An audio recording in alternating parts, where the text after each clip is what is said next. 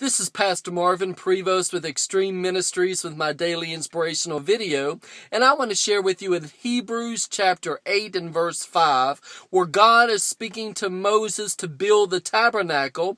But in verse 5, God says to Moses to only build the tabernacle according to the pattern that I showed you while you're on the mountain. And yes, God is speaking about a natural place that he was building for himself, but I want to share with you today that God is calling some of you to be apostles. He's calling some of you to be prophets. He's calling some of you to be bishops and pastors. And God is saying that now is the time that you begin to walk in the calling that God has placed in you, but to only do specifically what God has spoken in your spirit to do.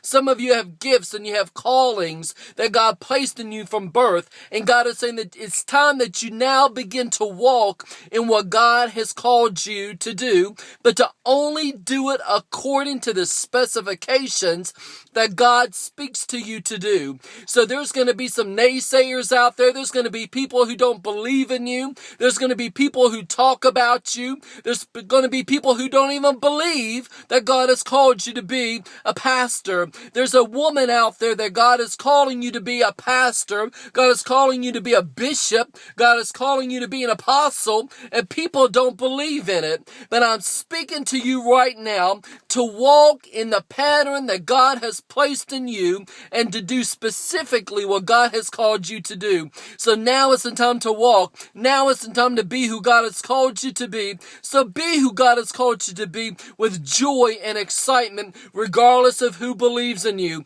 Because if no one believes in you, Jesus, the one who called you to be, believes in you. So God bless you, and I'll see you next time.